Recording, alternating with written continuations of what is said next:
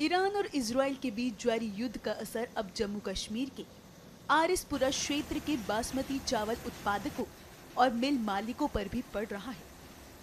इस क्षेत्र में उगाई गई बासमती की फसल को चावल में तैयार करके खाड़ी देशों में निर्यात किया जाता है, लेकिन युद्ध की वजह से बासमती शिपमेंट रोक दी गई है, जिससे किसानों और मिलर्स को आर्थिक नुकसान और पैसा डूबने का खतरा पैदा हो गया है। 11-12 दिन से जो हम सुन रहे हैं, जो ये वार चल रही है, इस वार के दौरान में हमारे किसान भाई, हमारे जितने भी बिजनेसमैन हैं, वो जो जिनकी अपनी मिल्स वगैरह है, वो इन सब पर इतना ज़्यादा इम्पैक्ट पड़ा है कि हमारे जितने भी जम्मू कश्मीर के किसान हैं, पंजाब के किसान हैं, हरियाणा के किसान हैं, ये इस टाइम जिन रेट्स पे जिन्होंने फसल खरीदी, आज उन रेट पे इनको फसल आगे बेचने में बहुत मुश्किल आ रही है। उनके रेट एकदम से जैसे डाउन हुए। शिप जो है, हमारी जो जम्मू कश्मीर की एक बड़ी ही मानी जाने वाली जो बासमती है, और वो पूरे ऑल वर्ल्ड में फेमस है, और उसका जो बाहर हमारा यहाँ से एक्सपोर्ट था वो बंद हो गया है। इस वार की वजह से हमें तो इतना नुकसान हुआ है हमारे किसान भाइयों को कि मुझे नहीं लगता कि हर बार किसानों को ही हर चीज देखनी पड़ती है। मैं सरकार से ये अपील करना चाहता हूँ कि आपके चैनल के माध्यम से मैं सरकार से ये दरख्वास्त भी करूंगा कि कृपया करके सबसे पहले आप किसान वर्ग जो है उनको देखो, क्योंकि जब तक हमारा किसान मजबूत नहीं होगा, हमारा देश मजबूत नहीं होगा। हर बार किसानों को ही मुश्किल आती है, चाहे बाहर बाढ़ आई, उसके बाद जब उसके बाद कोरोना काल जैसे आया, हर बार इनको किसानों को ही जो है बड़ी मुश्किलों का सामना करना पड़ा।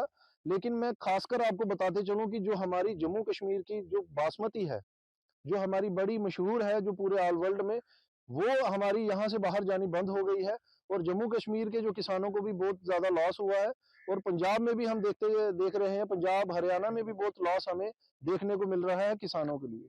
इस जो बाढ़ है उसकी तपिश भारत पाकिस्तान सीमा की सरहदों तक भी पहुंच रही है। जी बिल्कुल पहुंच गई है जनाब। देखिए, अब आर्थिक हमारे किसान जो है वो जिनको हमने मजबूत करने की कोशिश करनी है, कि हमने अपने किसान मजबूत करने हैं, तो हमारे किसान तो बेचारे, मुझे लग रहा है कि आने वाले वक्त में तो कोई भी बच्चा अपने जितनी भी जमीनें हैं, तो वो मुझे नहीं लगता कि वो रखेंगे। तो वो जो मुझे लग रहा है कि यहाँ से अपनी जमीनों को तो बेच के तो आधे तो बच्चे बाहर जा रहे हैं जनाब। देखो जी, हमारी जो रणवीर बासमती है, आरसपुरा की मशहूर बासमती है, ये हमारी एक्सपोर्ट पर ही जिंदा है। हम लोग अगर एक्सपोर्ट ना हो तो हमें इधर पूरा रेट मिल नहीं सकता। अब जब का जो ईरान के साथ युद्ध लगा हुआ है, तो बासमती का जो हमारी शिपमेंट थी वो रुक गई है। वो हमने पेमेंट के लिए बोला अपने जो दिल्ली हम भेजते हैं एक्सपोर्टर को, तो उन्होंने कहा कि हमारी शिपमेंट वापस आ रही है, तो हमारा जब ये माल जाएगा तब हम आपको लोगों को पेमेंट कर सकते हैं।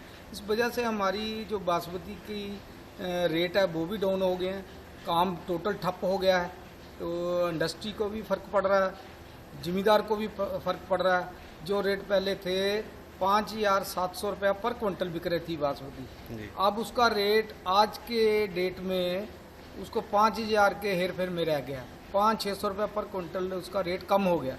इस वजह से इंडस्ट्री को भी नुकसान हो रहा है, मिलर को भी नुकसान हो रहा है, ज़मींदार को भी नुकसान हो रहा है, व्यापारी को भी नुकसान हो रहा है। तो हम तो इस वजह से परेशान है कि कब ये युद्ध बंद हो तो हमारे लोगों का ये काम चल सके, ज़मींदार को भी फ़ायदा हो सके और हमारी बासमती एक्सपोर्ट हो सके। कितना बड़ा नुकसान समझते हैं अपने लिए? ये तो मैंने अपनी लाइफ में हमने पहली बार देखा। पहले भी रेट कम ज़्यादा होते थे, लेकिन ये तो टोटल बंद हो गया ना। टोटल बंद होने की वजह से मैं समझता हूँ कि ये अगर और कुछ दिन चला तो हमारी इंडस्ट्री बैठ जाएगी बहुत ज़बरदस्त तरीके से, ज़मींदार को भी नुकसान होगा।